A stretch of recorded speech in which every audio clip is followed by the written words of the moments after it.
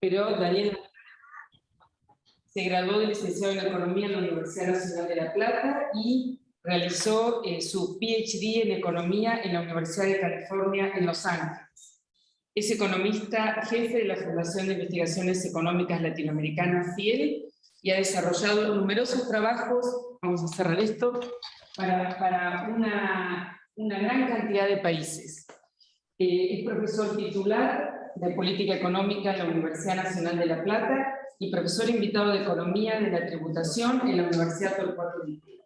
En el año 2016 obtuvo el premio CONEX y la mayor parte de su tarea profesional y sus publicaciones están básicamente referidas a tres tópicos, ¿no? Análisis de coyuntura económica de Argentina y América Latina, sobre lo que nos va a hablar hoy, estudios de política fiscal, análisis económico de impuestos, de gastos estatales, sostenibilidad de la política fiscal, federalismo fiscal y reforma de pensiones, y estudios sobre las regulaciones de servicios públicos y defensa de la competencia. Bueno, muchísimas gracias, Daniel, una vez más, por presentar en la Universidad Nacional del Sur. La verdad que para nosotros es muy valiosa esta actividad, así que bueno, gracias, y te permitimos entonces compartir la pantalla y comenzar. Bueno, mientras vamos poniendo la presentación, gracias a ustedes por invitarme, para mí un gusto. Vamos a tratar de que esto se vea un poco más grande. Ahí está. ¿Se ve bien, no? Sí, perfecto. Bueno, lo que yo voy a tratar de hacer es hablar muy poquito de coyuntura y tratar de poner el foco en lo que viene, ¿no es cierto? Más que discutir lo que pasó. Pero para entender lo que viene tenemos que mirar hay algunas restricciones que tienen que ver con lo que vino pasando en estos últimos 2 años. Entonces, la primera cuestión es, este gráfico compara el nivel de actividad de Argentina y con otros 5 países de la región. Está corregido por estacionalidad. Argentina son las barritas celestes, los otros son las líneas. Y ahí fíjense que más o menos el desempeño de todos los países es parecido, todos tienen una B corta. Obviamente la caída fue menor en Brasil, que restringió mucho menos la movilidad que otros países de la región, así tuvo también una situación sanitaria mucho peor. Argentina está dentro de lo que más cayó, el rebote es bastante importante, y fíjense que si uno se para en el último mes disponible, que es septiembre para todos los países, Argentina está un poquito peor que Chile, un piquitín mejor que Brasil, similar a Perú y Colombia, también está mejor que México. Es decir, hubo un desempeño más o menos parecido en una región que se favoreció en el año 21, y sobre eso voy a volver a hablar en un minuto, por una mejora en los términos del intercambio a raíz de la suba en el precio de las commodities. En general, todos los países de la región son exportadores de commodities, tienen un peso importante de las commodities en su comercio exterior, y obviamente si esos productos suben de precio, lo favorece. Ahora, poniendo el foco en la Argentina, ahí lo que hace la línea negra es reproducir las barritas celestes, o sea, es el nivel de actividad corregido por estacionalidad, está medido en el eje de la derecha. Lo que está acá es las otras 2 líneas, la línea amarilla o la línea roja, son los préstamos del sector financiero al sector privado, a familias y empresas. Están puestos en pesos constantes, en un número índice, y ahí tienen los préstamos en pesos y los préstamos totales, que incluyen los préstamos en dólares. Y fíjense que se da una cuestión medio rara, porque esta es una recuperación sin crédito. De hecho, el crédito no ha rebotado, tuvo algún rebote, ha subido un poquito en pesos, pero no ha habido, como ha pasado en otros momentos de recuperación, que en general el crédito acompaña. Entonces, la pregunta es, pensando un poco en el 2022, si hay algún espacio para que recupere el crédito al sector privado, porque más allá de que obviamente cuando hay recesión uno no sabe bien si es un problema de que la demanda es un problema de los bancos que no quieren prestar o de la demanda que no quiere tomar, pero uno puede mirar un poquito qué es lo que estuvo ocurriendo y algunas de las cosas que explican esta evolución del crédito. Y esto que tienen acá es, sale del balance de las entidades financieras, esos son datos del Banco Central hasta finales del año 2020 y datos con alguna estimación para el último mes que hay ahí, que es la situación octubre del año 21. Las barritas rojas lo que representan es qué porcentaje del activo de los bancos tiene exposición al sector público. Esto es, sea Banco Central a través de LELIQs o pases netos, o de bonos del gobierno. Las barritas verdes representan qué porcentaje del activo de los bancos está prestado al sector privado. Las líneas azules es la exposición al sector público, pero ahora medida en porcentaje de los depósitos. Ustedes pueden ver, si uno pone el foco en los últimos 2 años, que la exposición al sector público de los bancos ha subido un montón. Y la contracara de eso ha sido que ha caído muy fuerte lo que le prestan al sector privado. Es decir, hubo acá un claro ejemplo de crowding out. ¿Y cómo ocurrió esto? Bueno, en parte ustedes saben que desde que asumió el presidente Fernández, de hecho ya había empezado con el final del gobierno de Macri, el Banco Central empezó a emitir para financiar al gobierno. ¿Cuánto lleva acumulado? Un número redondo desde fines del 2019 hasta hoy, alrededor de 3 billones de pesos. Pero el efecto monetario de esos 3 billones de pesos fue en parte esterilizado, más o menos la mitad, colocando letras o pases netos en los bancos. Ahora eso, en otras palabras, lo que hace es que uno está utilizando a los depósitos en los bancos para financiar al gobierno a través del sistema financiero. ¿Okay? Y obviamente, como los bancos no pueden prestar los mismos pesos 2 veces, si se los lleva el gobierno, queda menos para el sector privado, y eso es lo que en la literatura, en cualquier libro de macro básica, uno conoce como el efecto crowding out o el efecto desplazamiento. ¿Esto puede cambiar de acá para adelante? Bueno, va a depender de que puedan seguir subiendo los depósitos y va a depender de lo que haga el gobierno en materia fiscal, es decir, en la medida en que el gobierno continúe tratando de esterilizar una parte de la emisión que hace para financiar un déficit alto, si ustedes se fijan, el presupuesto del año que viene está planteado un déficit fiscal de más de 3 puntos del PBI antes del pago de intereses, y además eso hay que sumarle los intereses del Tesoro y los intereses que paga el Banco Central. Uno tiene alguna limitante para pensar de que la barra roja puede seguir siendo para arriba.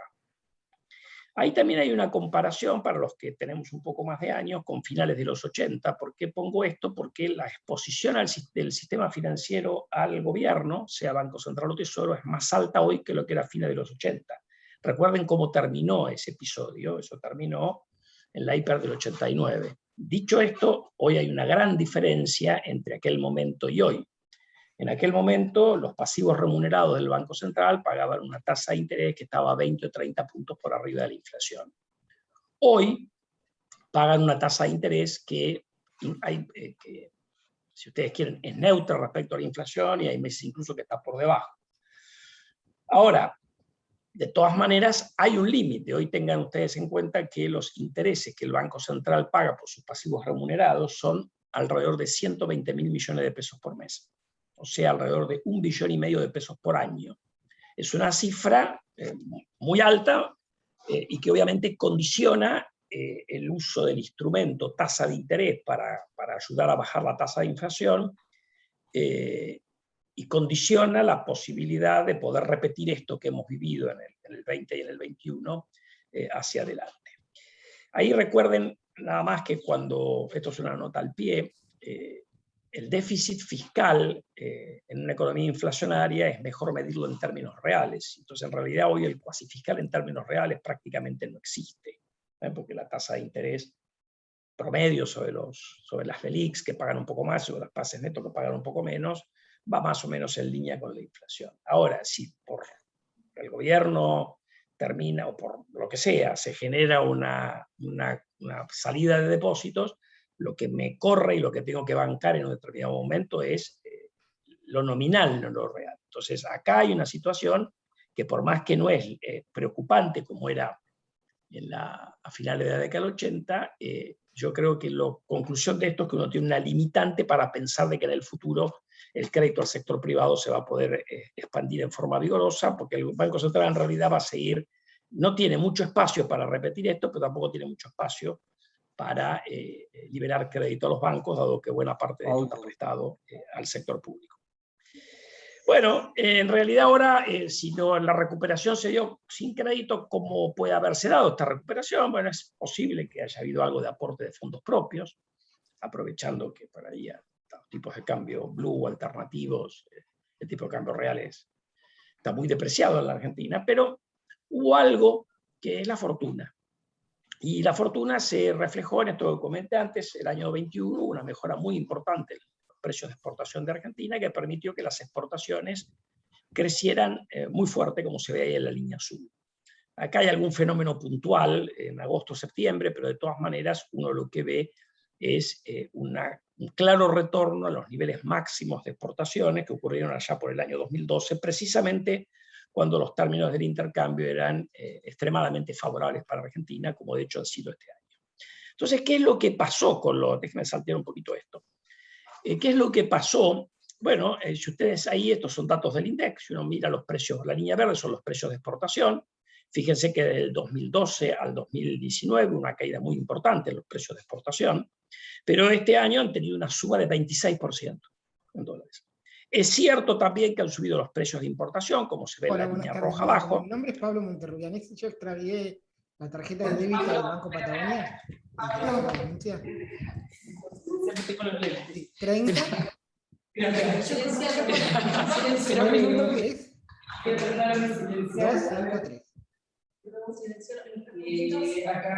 Monterrubianesi, Pablo Daniel. Bueno, ¿puedo seguir? Sí, pero bueno. 22 de marzo de 1984. No lo puedo sacar. 12 de octubre, 449. A ver si yo lo puedo silenciar de acá. Ya lo silencié. Bueno,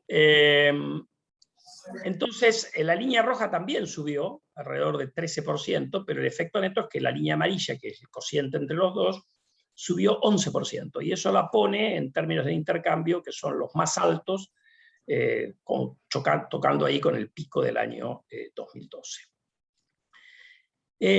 A pesar de esta suba tan espectacular, esto, déjenme terminar un segundo, después vuelvo para atrás, las tengo fuera.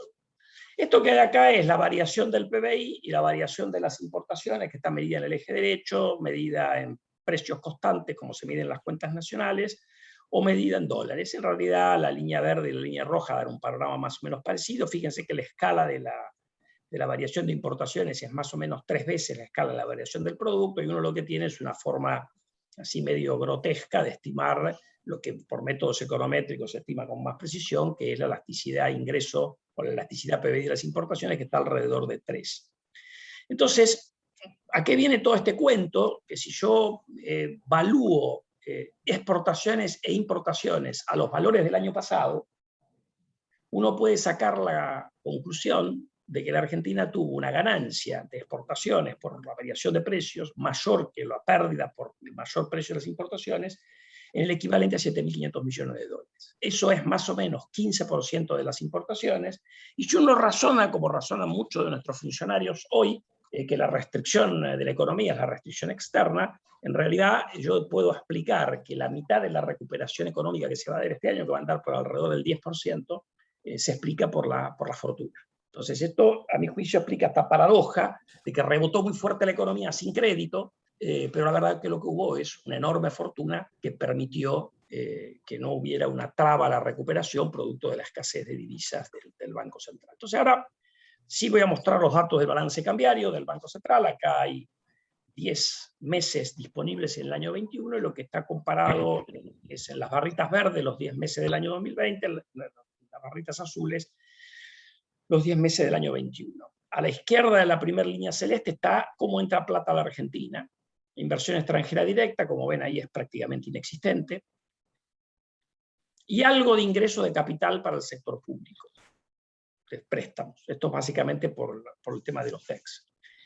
Fíjense que en realidad el capitales del sector privado se cancelaron, es decir, estuvo cancelando deuda el sector privado con el resto del mundo, o con préstamos en dólares acá, porque así está medido en el balance cambiario.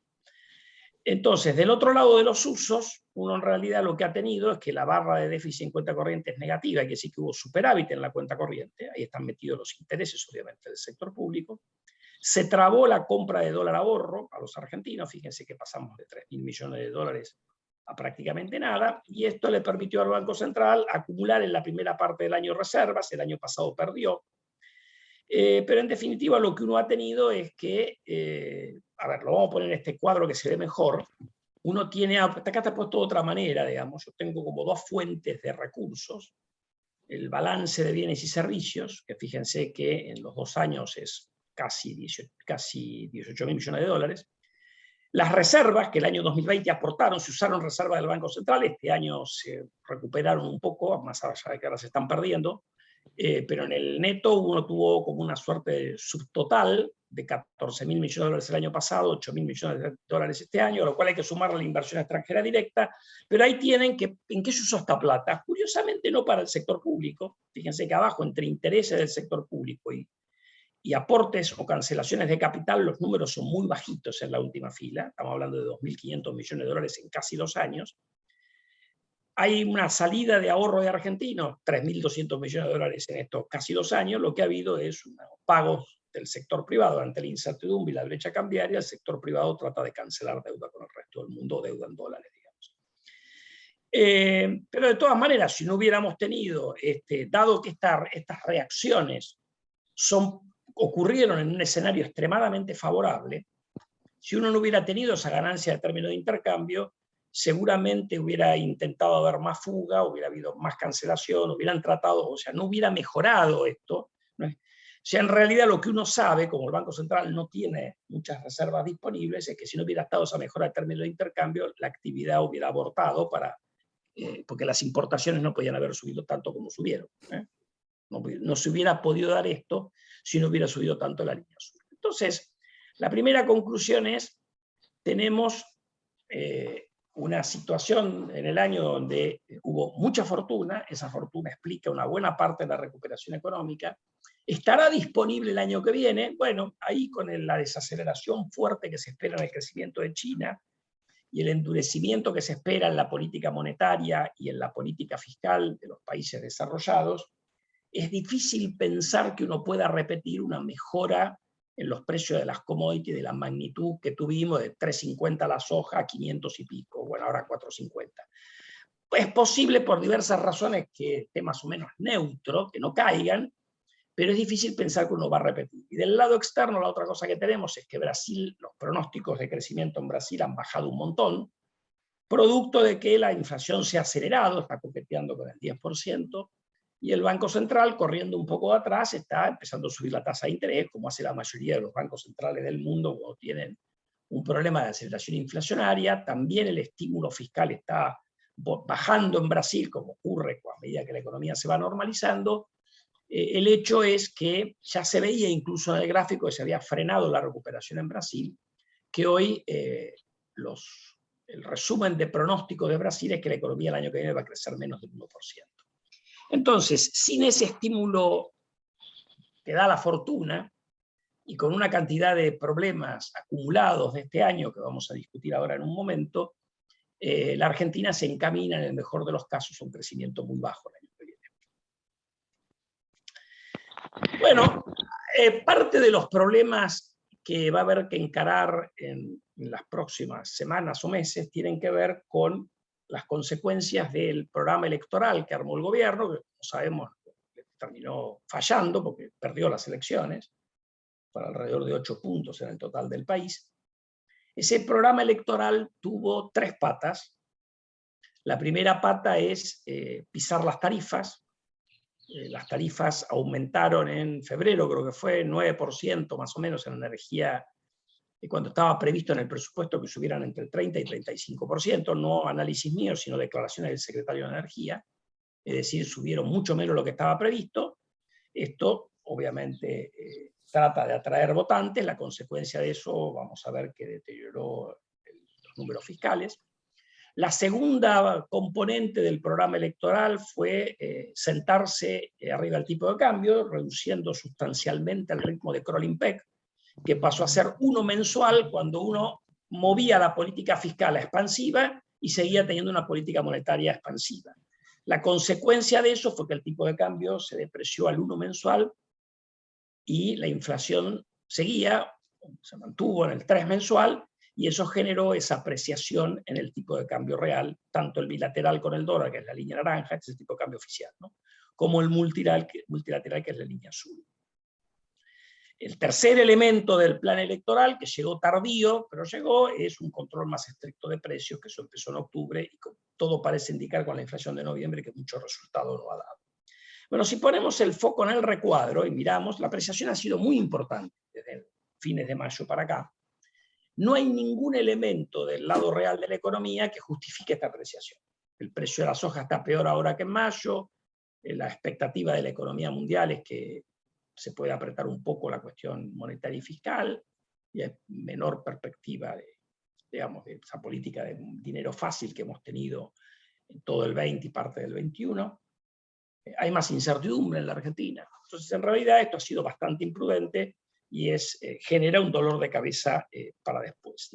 Las tres cosas, en alguna medida, han movido inflación de este año al año que viene, y así todo, la inflación este año va a terminar en alrededor de 51%.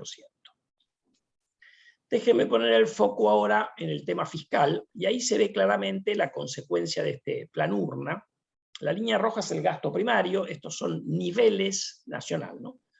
Niveles en moneda constante, promedios móviles de 6 meses. ¿Por qué 6 meses? Porque así uno suaviza el efecto de los pagos de aguinaldo. Ahí fíjense en la línea roja que se ve la contracción del gasto de Macri y Duhovne, que lo pone en un nivel de alrededor de 800.000 millones de pesos por mes. Se ve el impacto de la pandemia en el gasto, y también estos son los ingresos del gobierno, el impacto de la recesión en los recursos. Obviamente el déficit se va a niveles muy altos, más de 6 puntos del PBI, 6,5 creo que fue el número del año pasado, pero desde ahí uno empieza a tener alguna recuperación de los ingresos, producto de que la economía va rebotando, y uno tenía una rebaja del gasto, una reducción del gasto, como era lógico esperar, porque uno iba sacando los estímulos que se fueron dando durante la pandemia. En realidad, si ustedes tienen en cuenta que el déficit primario del año 2019 fue redondeando medio punto del PBI, y la presión tributaria, cuando suma Alberto Fernández, subió, porque pasaron antes de la pandemia un montón de impuestos, y después, durante la pandemia también, el impuesto país, la suba de bienes personales, etc.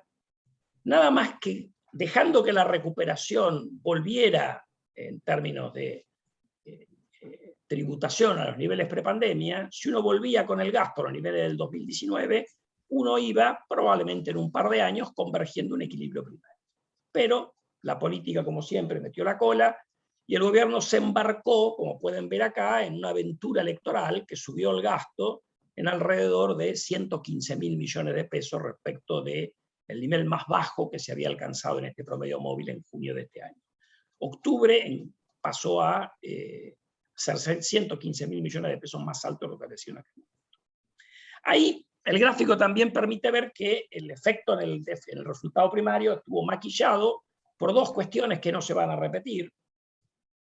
Una es que se contabilizó como ingreso el aporte de derechos especiales de giro, y además está el aporte solidario, está las grandes fortunas, que en teoría es de una sola vez. Por lo tanto, si uno netea esas dos cosas, se viene una línea verde, y ahí uno puede ver que la línea verde, que marca la verdadera tendencia de los ingresos fiscales, se separa la roja de la verde, con lo cual el déficit primario verdadero, subyacente o más permanente, se está volando. ¿Por qué subió el gasto? Bueno, ahí en la línea negra, que son prestaciones sociales, que están las jubilaciones como rubro principal, pero también está la UH, los planes, está todo lo que se llama prestaciones sociales. Ha subido un poquito, pero no es el grueso del gasto. Fíjense que esto, producto del ajuste que se hizo a las jubilaciones, está incluso un poco por debajo del año 2019. Entonces, ¿en qué se voló el gasto? Aumentó un poco el gasto de capital, esto está en otra escala, ¿no? De, digamos, un poco menos de 40.000 a un poco menos de 60.000, alrededor de 20.000 millones de pesos por mes. No hay un aumento muy grande en los salarios del sector público nacional, en la masa salarial, y se volaron los subsidios a la energía. Los subsidios al sector privado, que básicamente son energía y transporte.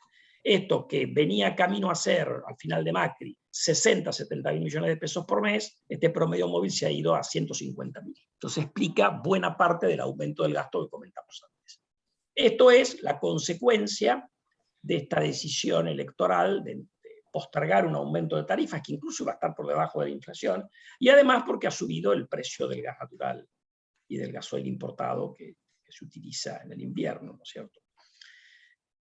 Además hay otro tema de preocupación, esto ahora tienen puesto también en otra escala para que sea más grande, la línea celeste es el EMAE, y tienen la línea verde que mostré antes, y hay una línea punteada verde que le saca las retenciones. ¿Por qué? Porque las retenciones han crecido más que el promedio, como se ve ahí, producto de, por la diferencia entre las líneas verdes, producto de la suba espectacular en el precio de la soja.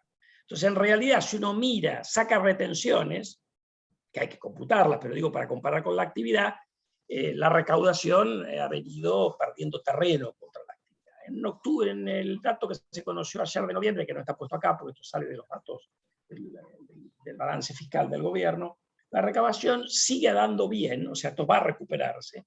Es decir, que en realidad hacer la corrección fiscal no era tan complicado si el gobierno hubiese mostrado ese camino, hubiese continuado con ese camino que había insinuado en la primera mitad de este año y que fue tirando por la borda con medidas que empezaron también durante esa primera mitad en el tema de tarifa, como mencioné antes, pero que continuaron después. Y acá, esto es lo que está, fíjense a la derecha del gráfico, está Argentina. Esto tiene compara el balance primario del año 2019 contra la proyección para el año 2022. En la Argentina la proyección del presupuesto, en los otros países de Latinoamérica es la última proyección disponible del Fondo Monetario, que es reciente, es de ahora de octubre, en el último Fiscal Monitor, así que son datos de más o menos septiembre. Fíjense que mientras Latinoamérica en promedio prevé tener el año que viene un déficit fiscal primario, que es el doble del que era en el año 2019, un punto del PBI comparado con medio punto, Argentina, Guzmán nos dice que es prudente tener uno que es 8 veces más alto. En vez de medio punto del PBI, 3,3. Esto en realidad no es razonable, y fíjense que hay algún otro país como Colombia que tiene una situación de alto déficit primario, pero tengan en cuenta que todos los otros países que están mostrados ahí, todos tienen acceso al crédito y tasas de interés muy bajas. Argentina, que es el más frágil, porque en buena medida, porque está financiando este desequilibrio con los depositantes y con inflación, pretende tener un desequilibrio primario que el año que viene está proyectado a ser 3 veces largas el promedio de Latinoamérica. Entonces, en realidad, esto es imprudente, habrá que ver si el fondo acepta este número, da la sensación que hay algún punto de conflicto, pero esto es la consecuencia, otra vez, de, en este caso, en lugar de pasar inflación para el año que viene, lo que se pasó es ajuste fiscal para el año que viene, por el desajuste que se hizo este año por las decisiones electorales o de corte electoral que se fueron tomando, lo cual hace bastante más complicado la resolución de los problemas para adelante, en un contexto que luce que va a ser menos favorable, por lo menos desde el punto de vista de las variables externas. El gobierno para mí va a volver a errar en la tasa de inflación, en algún momento va a tener que, de hecho ya Pese lo insinuó ayer el presidente del Banco Central, que va a ir a un crawling más cercano a la tasa de inflación, es decir, es muy difícil que la tasa de inflación baje el año que viene respecto del nivel que tiene este año, que andará alrededor del 50-52%. Es probable que el gobierno se tiente con desdoblar el mercado cambiario para tratar de ponerle al sector primario una suerte de retención explícita, encubierta, o sea, perdón, una retención encubierta, pero más clara de lo que hay hoy para operar por dólares alternativos. Habría desdoblando, eso es una posibilidad, pero bueno, a la larga o a la corta la realidad se impone, y otra vez yo creo que es muy difícil para el gobierno aterrizar en una inflación más baja que la que está prevista, que la que va a resultar en este año. Bueno, el gobierno hace mucho énfasis, esta es una cuestión política en el tema de la deuda. En realidad, cuando uno tiene un desequilibrio primario que está por arriba de 3 puntos del PBI y no tiene financiamiento, aun cuando no pagáramos nada de deuda, ni siquiera los intereses, igual tendríamos un problema. ¿Okay? Pero cuando uno mira los perfiles de vencimiento, estos intereses más amortización de la deuda pública nacional, sector privado más multilaterales, esto está puesto convirtiendo los pesos en dólares. Uno ve ahí una montaña de vencimientos en los años más inmediatos, donde hay una montaña violeta que es el Fondo Monetario, que obviamente Argentina no tiene acceso al crédito y por lo tanto Si no arregla con el fondo, para patear esos vencimientos va a entrar en default. Pero si uno arregla con el fondo, en un acuerdo de facilidades extendidas, lo que va a quedar son intereses. En realidad uno tiene una montaña, que es la deuda de corto plazo, emitida básicamente legislación argentina en pesos, que es la que se viene rolando en el mercado local de capitales, y que no debería ser demasiado problema seguirla renovando. Digamos. Entonces, en realidad uno tiene, digo esto porque las calificadoras de arriba salió una a decir que Argentina va muy probable que vaya camino a otra reestructuración. Pero si yo miro los vencimientos estos, los pongo en porcentaje del PBI, estamos hablando de 4 puntos del PBI sacando el primer año, que es deuda corta, vencimientos en dólares más bajo todavía. Y le pregunto a 100 analistas financieros del mundo, si creen que hay algún riesgo de reestructuración, yo creo que los 100 van a decir que no. Ahora, si yo le digo estos son los números de Argentina, los 100 probablemente una buena parte me diga hay un riesgo de default. Entonces el problema no es la deuda, el problema es que Argentina no encarrila los números como para poder tener acceso al mercado e ir refinanciando estos vencimientos, digamos. Que es lo que hacen todos los países del mundo, nadie paga la deuda, todo el mundo obtiene préstamos nuevos para pagar los que vencen. Cuando uno se le corta esa cuestión, la deuda se vuelve impagable y uno está forzado a reestructurar. Entonces, para resumir un poco, y yo creo que esto va a ser la característica de los próximos 2 años, uno va a tener que digerir, lo lógico sería que lo trataran de digerir el año que viene, que no hay elecciones, los desajustes de este año, que traten de ordenar un poco los números fiscales. Ahí el gobierno ha revelado por dónde piensa ir. Guzmán está diciendo que quiere subir impuestos. Veremos si eso lo pueden cuajar con la oposición, que ha firmado un compromiso público de no subir impuestos. Y en parte se basa en una visión que para mí es equivocada, porque no refleja las estimaciones que hay para Argentina, de que si uno sube los impuestos no tiene un efecto negativo sobre la actividad económica, como sí tendría si baja el gasto. En realidad, los multiplicadores fiscales que estimó Jorge Puig en la Universidad Nacional de La Plata en su tesis doctoral, siguiendo la metodología que usan Guillermo Buletín y otros para medirla para otros países del mundo, le da que el multiplicador del gasto corriente en plazos cortos se vuelve 0, es muy alto el multiplicador de la inversión pública, pero el multiplicador de los impuestos no es 0. Entonces, en realidad, si uno lo que hace es aumentar impuestos y en parte con eso expande o no contrae el gasto corriente, probablemente eso sea más recesivo de lo que Guzmán piensa. Y la segunda cosa es si bajar el gasto, pero en este caso subiendo tarifas, con esta idea de la segmentación de tarifas. Y que es una cosa bastante compleja de hacer, y que el gobierno está tratando de dividir a los usuarios para poner seguramente un aumento muy alto en la gente que paga ganancias o bienes personales, y con eso poder reducir el déficit fiscal sin afectar tanto al votante de clase baja o de clase media. Pero bueno, todas estas cuestiones generan ruido, y este es un gobierno que tiene incapacidad para capitalizar en las cosas positivas. Otra vez, hemos tenido un año excepcional en términos del intercambio, uno debería haber aprovechado eso no solo para la recuperación económica, sino para ordenar la macroeconomía, y cerramos el año con una brecha cambiaria de 100%, y bonos que tienen un riesgo país hoy en algo por arriba todavía de 1.800 puntos, después de tocar más de 1.900 puntos de riesgo hace un par de días atrás.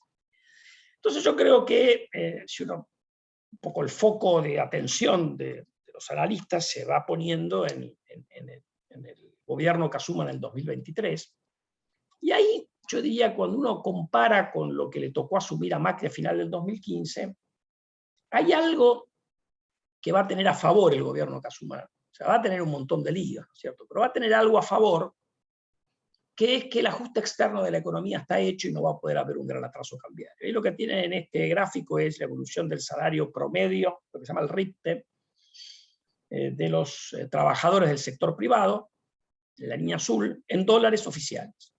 Y en la línea verde, el precio de la soja en Chicago, medido en el eje derecho.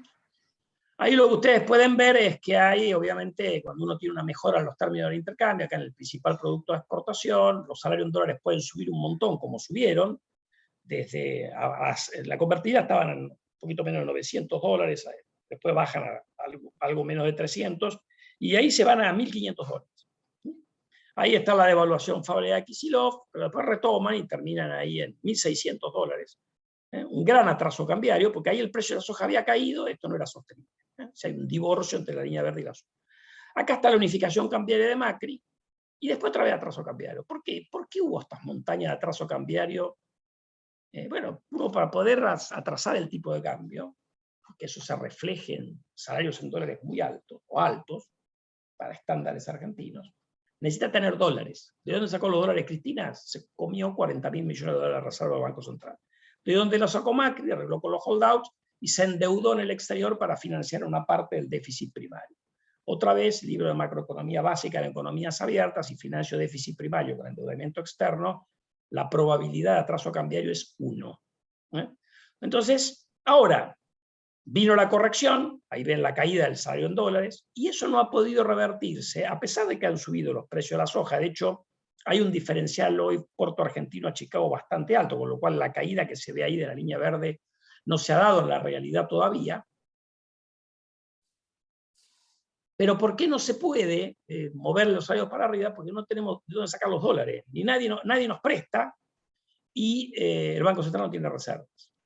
Entonces, si uno hace esta cuenta, y además tiene en cuenta que tampoco hay mucho espacio en una economía que va a tener muddle through en el mejor de los casos, ahí en las barras sombreadas es los salarios en términos reales. También ha habido una reducción en términos reales importantes.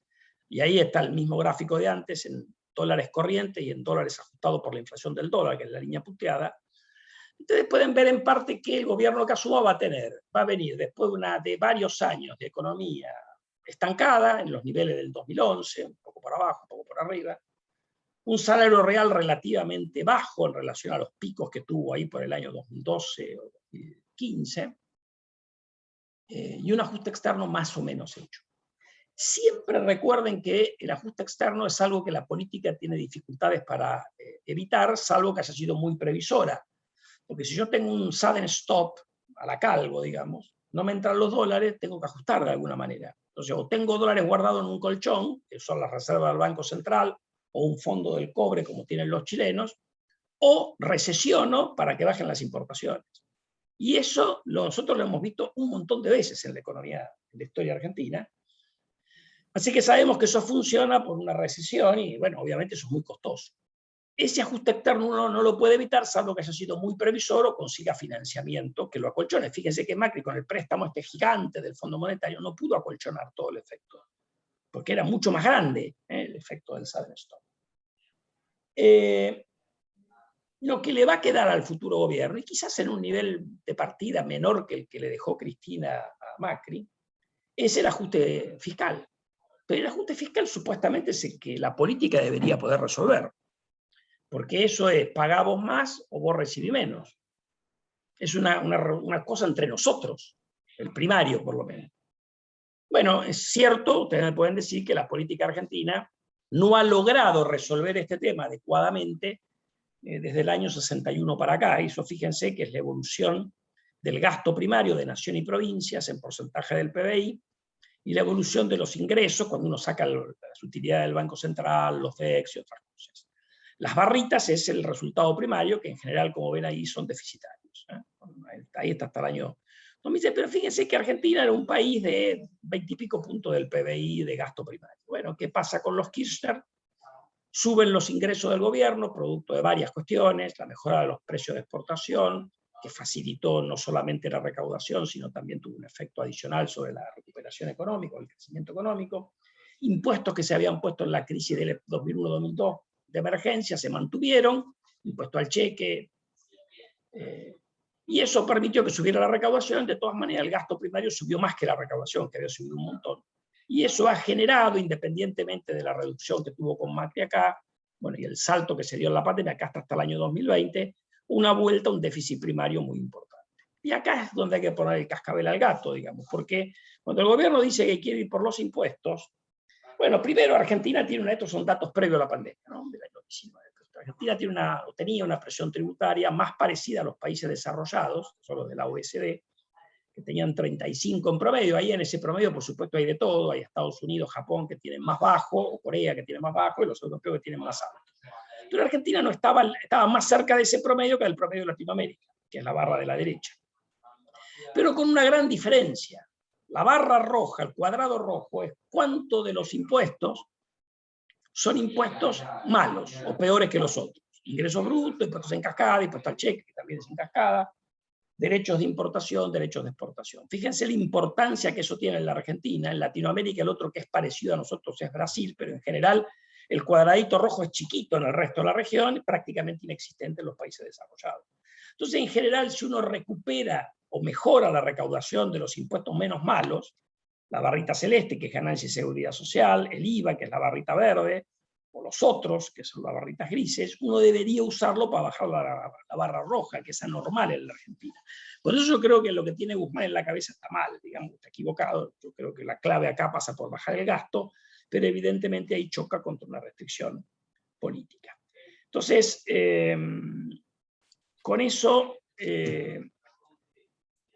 yo creo que vamos a tener 2 años, como dije antes, de alta inflación, o sea, si quieren, similar a la actual en el escenario base, y una situación de crecimiento, en el mejor de los casos, muy bajo para los próximos 2 años. Con eso paro y si quieren pasamos a las preguntas o comentarios. Bueno, muchas gracias, Daniel. Y bueno, abrimos un espacio de preguntas. Pidan directamente la palabra y que los micrófonos se habilitan sin problema porque no están bloqueados. Lo veo a Rinaldo Colomé ahí, los saludo. Rinaldo, ¿cómo estás? Hola, Rinaldo, ¿cómo andás? Carlos, te vi mover tu... A ver. Sí, ¿me escuchás? Dale vos. Mirá, muchas gracias, Daniel, por la exposición, con un nivel de claridad inmejorable, como siempre. Y lo único que me queda es una duda digamos, respecto al ajuste fiscal que haces hincapié, y que sin duda es un problema difícil de resolver por una cuestión de la reacción política, como decías vos. Me gustaría saber qué opinás de la posibilidad de ajustar tarifas, porque al fin y al cabo, como no estás cansado de escuchar eso, a lo que más afecta son, no al votante de este gobierno, sino a una clase media para arriba que digamos, que no sé si le cambiaría la composición del voto al gobierno. O sea, si está ¿cómo ves esa posibilidad de ajustar tarifas desde el punto de vista de la política económica, ¿no? Y la segunda es, cuando vos decís que el ajuste externo se hizo, ¿vos te referís al ajuste cambiario? ¿Te referís? Porque me gustaría saber qué opinás respecto a los valores actuales del tipo de cambio. Y una cosita más en ese sentido respecto al sector externo. A mediano plazo, pospandemia, etc., ¿cómo ves vos los términos de intercambio de Argentina? O sea, ¿los ves más cerca de los niveles del 2012 o más cerca de los niveles, digamos, de niveles mucho más bajos? Obviamente bueno, vamos con las 3 preguntas que son muy relevantes. Vamos primero con el tema de tarifa. Lo que el gobierno está pensando es en esa segmentación y ir sobre, no sé bien cuánto, porque tienen como 3 equipos trabajando, pero poder subir fuertemente, sobre todo en el área donde se pega el subsidio, las tarifas de los segmentos residenciales de altos ingresos. La pregunta es, ¿esto qué carne fiscal tiene? Bueno, tiene alguna carne fiscal si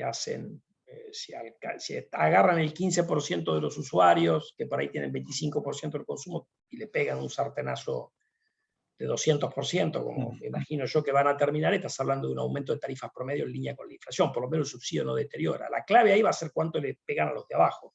Pues si no le pegan nada a los de abajo, como quieren los más cercanos a Cristina, ahí los números no se te complican, ¿no? Ahora, eso no es fácil de hacer, porque ellos están tratando de que acá las distribuidoras reempadronen obligatoriamente a todo el mundo, porque ¿cuál es el primer problema que tenés? Que vos tenés, si vos vas por quién es el titular, ellos tienen ahora, creen que con Big Data resuelven los problemas, y la vida es un poco más compleja que Big Data. Porque ellos pueden ir y mirar, yo tengo a este tipo y por distintas cuestiones lo identifico como es un tipo que, primero tienen que ver si consiguen que la AFIP les dé los datos, cosa que no podría la AFIP dárselo, están diciendo que aparentemente se los van a dar sotoboche. Entonces, suponete que vos cuadrás y Carlos Dabú paga bienes personales y ganancias, califica, le toca el aumento. Ahora, ¿dónde vive Carlos Dabú? Capaz que vive en la casa alquilada de Daniel Artana, y Daniel Artana no está en esa condición. Entonces, a Carlos Dabú, que lo quería agarrar, y mientras tanto, en la casa de Carlos Dabú vive una persona que también es de mucho menor. Vos tenés que obligar, que están tratando de hacer eso, que la gente se reempadrone para que declare quién es el verdadero, la familia que habita en cada vivienda. Y esto no es tan fácil de hacer. Esa es la primera cuestión. La segunda cuestión es que cuando vengan, si vos querés ir muy bajo abajo y 200% arriba, para seguir con ese ejemplo, y algún ruido se te va a generar. Entonces la pregunta es, ¿lo van a bancar?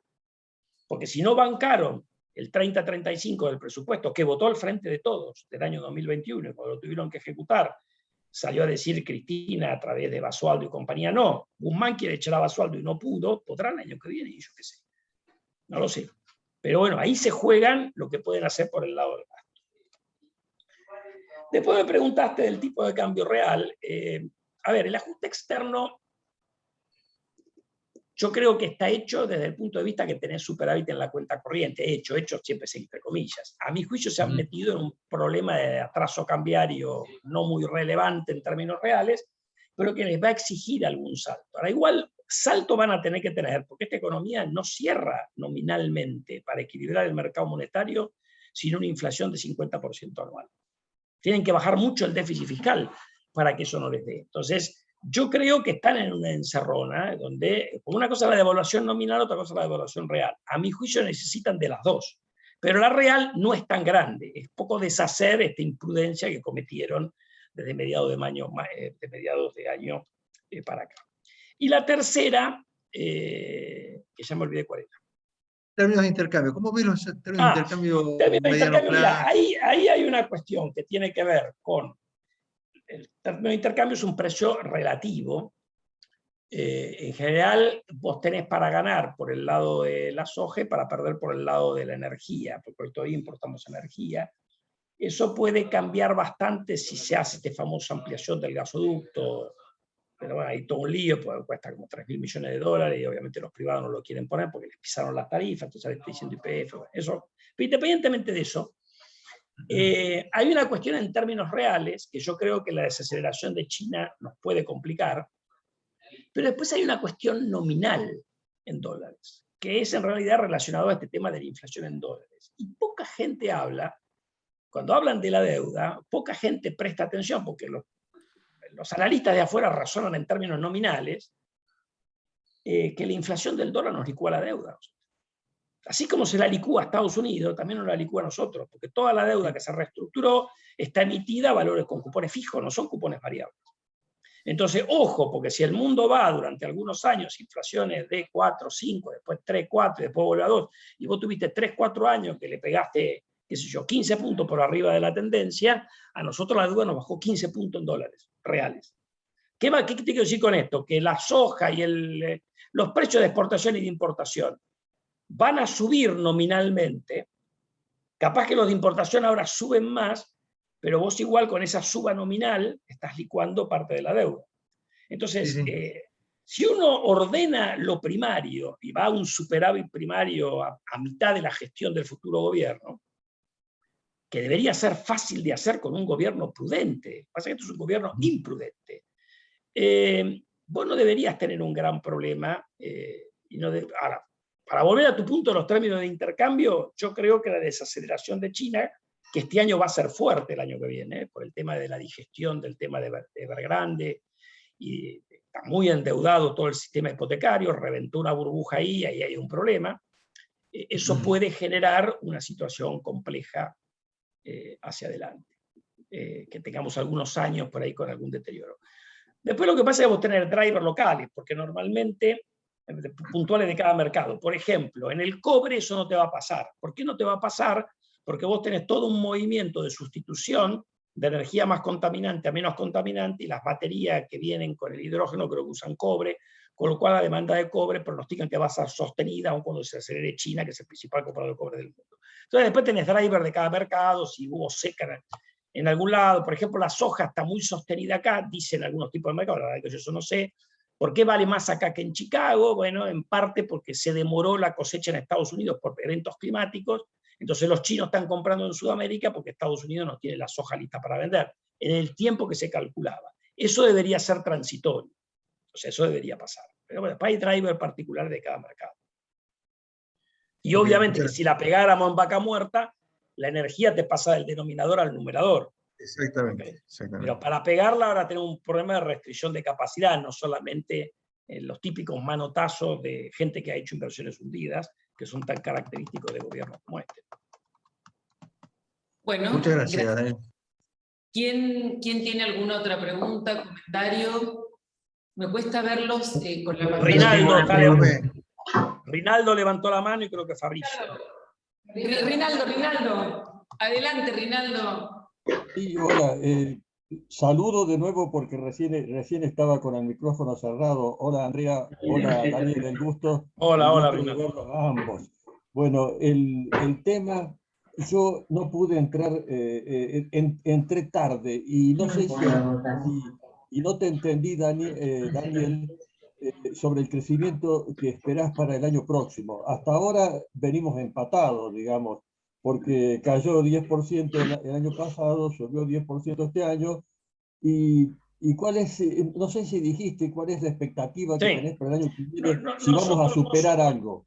Nosotros estamos proyectando un crecimiento abajo del 2%, y la razón es porque la recuperación, en buena medida, la mitad de esa recuperación se explica por el efecto positivo de los términos de intercambio. Eso te dio 7.500 millones de dólares extra de lo que hubieras tenido si los precios hubieran seguido en el año 2020, y eso representa 15 de las importaciones. En un escenario donde tenés una estrechez de dólares fenomenal, lo podés calcular o sea, con la elasticidad de importaciones te da que 15 dividido 3, que la elasticidad te da que 5 de los 10 te lo explica la fortuna, más o menos, una cuenta aproximada.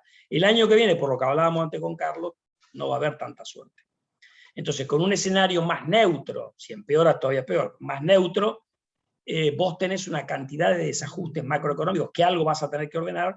Es difícil pensar en un crecimiento vigoroso. Y eso sin meter adentro del análisis la capacidad que tiene este gobierno de cometer errores. Porque vos fíjate, a ver, para tomar un ejemplo nada más, a ver, desde que asumió Alberto Fernández, en realidad desde la época que Macri diseñó el programa con el Fondo Monetario, se sabía que iba a ser muy complejo conseguir financiamiento para el 22-23, para los 18.000 palos que vencen cada año con el fondo.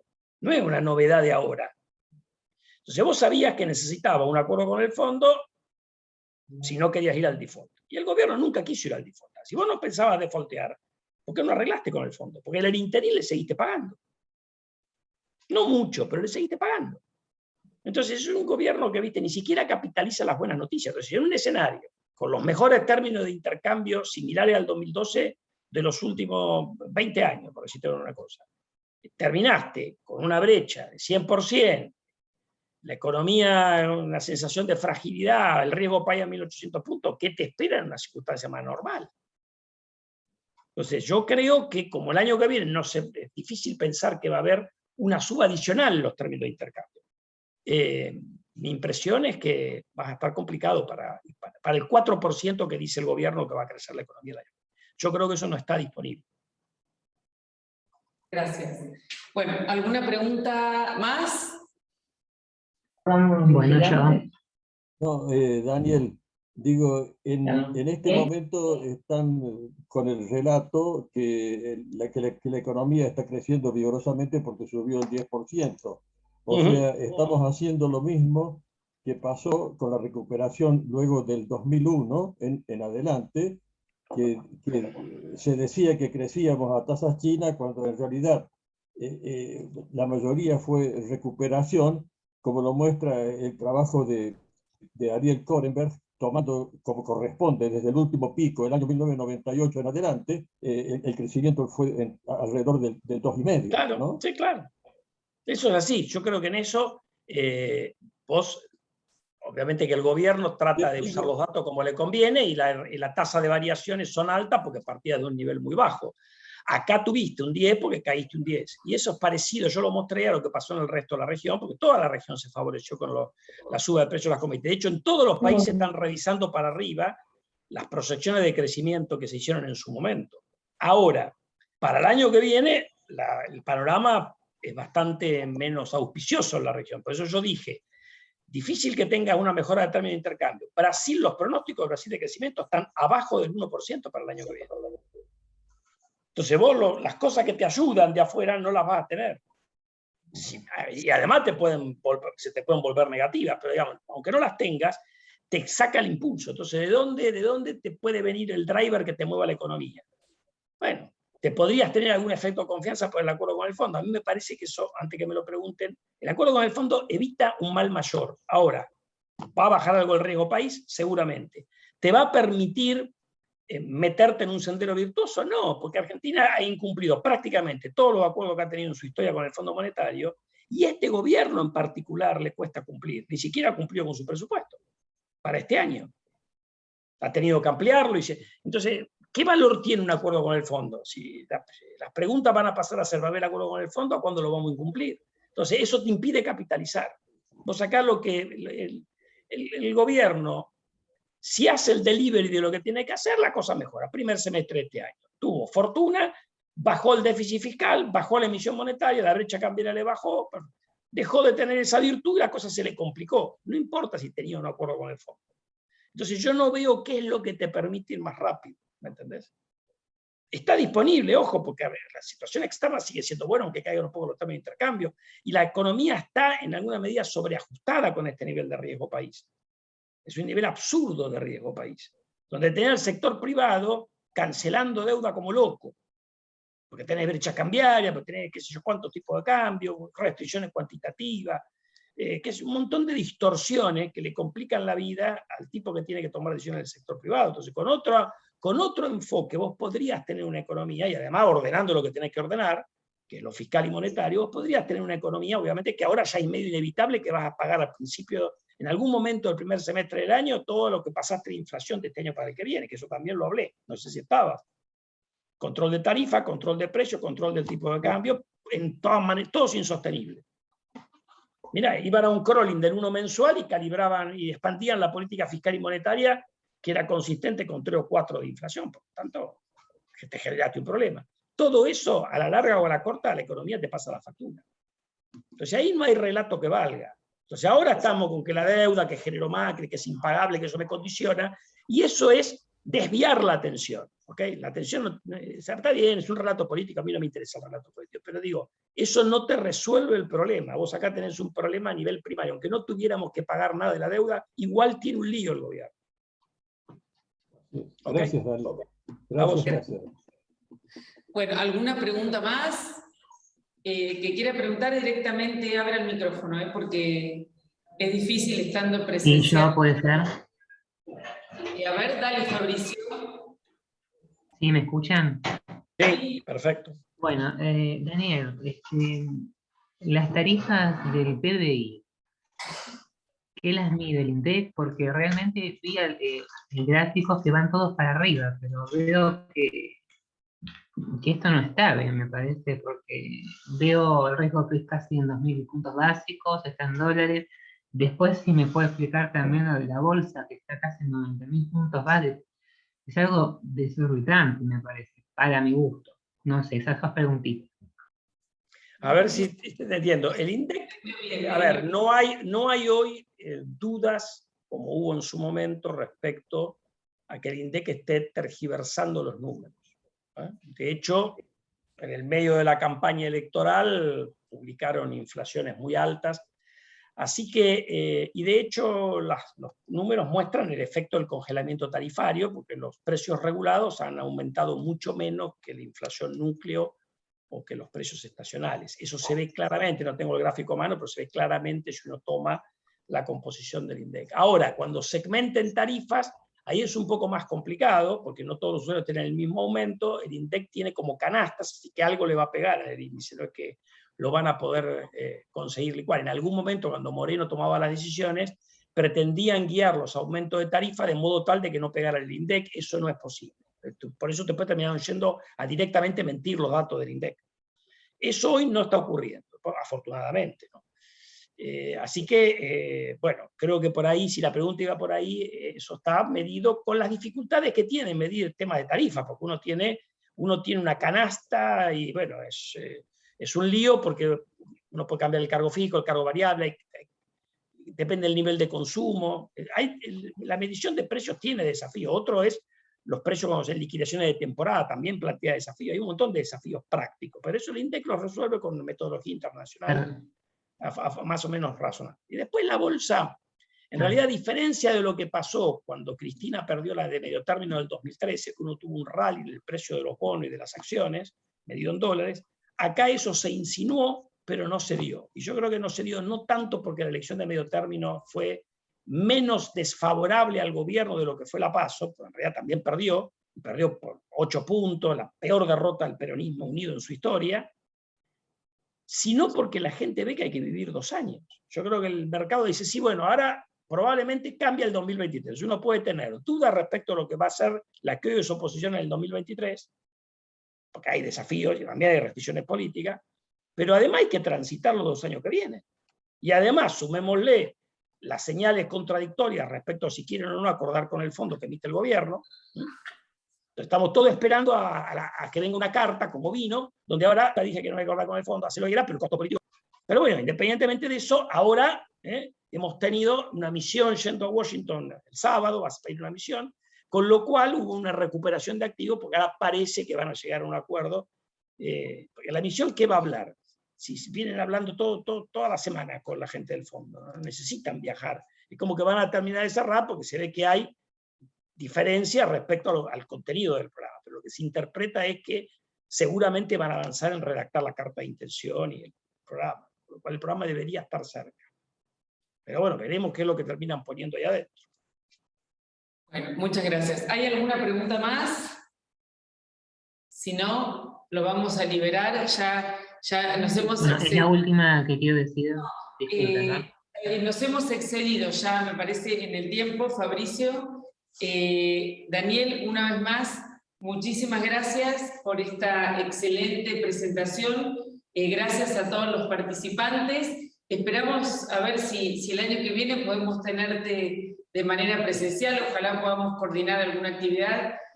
Jorge, vos prendiste la cámara. No sé si querías preguntar algo. Yo te estaba... No, me pareció que Jorge Paz había prendido la cámara. Bueno, muchas gracias a todos. Voy a pedir un aplauso y gracias. Gracias a todos. Gracias, Daniel.